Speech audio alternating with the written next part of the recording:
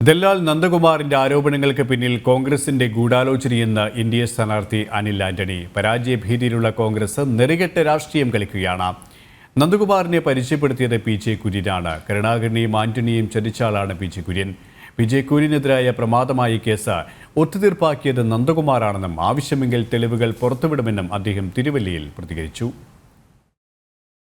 ഇന്ന് വളരെ നിലവാരം കുറഞ്ഞ അടിസ്ഥാനരഹിതമായ ആരോപണങ്ങളുമായിട്ട് വരുന്നൊരു കാഴ്ചയാണ് കാണുന്നത്.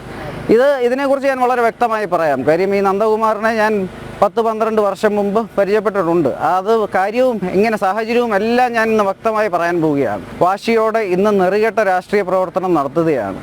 ഈ പി.ജെ. കുര്യനുമായിട്ടുള്ള പല കാര്യങ്ങളും ഇന്ന് പറയാനുണ്ട്. ഞാനത് വളരെ വ്യക്തമായി ഞാൻ പറയാൻ പോവുകയാണ്. ഞാൻ ചെറുപ്പം മുതലേ കോൺഗ്രസ് രാഷ്ട്രീയം കണ്ട ഒരു വ്യക്തിയാണ്. കോൺഗ്രസ് കുടുംബത്തിൽ ജനിച്ചൊരു വ്യക്തിയാണ്. ശ്രീ എ.കെ. ആന്റണി എന്ന ഒരു വ്യക്തിയുടെ മകനായി ജനിച്ചതുകൊണ്ട് ഈ പറയുന്ന എല്ലാവരെയും ജനിച്ച അന്ന് തൊട്ട് ഞാൻ കാണുന്നതാണ്, കുര്യൻ സാർ ഉൾപ്പെടെ. അദ്ദേഹം എനിക്കൊരു കുടുംബാംഗത്തെ പോലെ തന്നെയായിരുന്നു ചെറുപ്പം മുതൽ.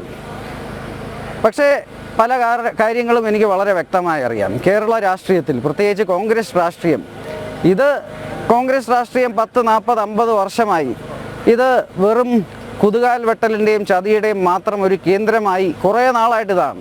ഈ 3 ഇൻസിഡൻസും, ശ്രീ കരുണാകരനെ രാജിവെപ്പിച്ചതും, ശ്രീ ആന്റണിയെ രാജിവെപ്പിച്ചതും, ശ്രീ ഉമ്മൻചാണ്ടിയെ തോൽപ്പിച്ചതിലും ഒരേപോലെ പങ്കുള്ള 1-2 പേരുണ്ട്, 2-3 പേരുണ്ട്. അതിലൊന്ന് ഈ ശ്രീ പി.ജെ. കുര്യനാണ്.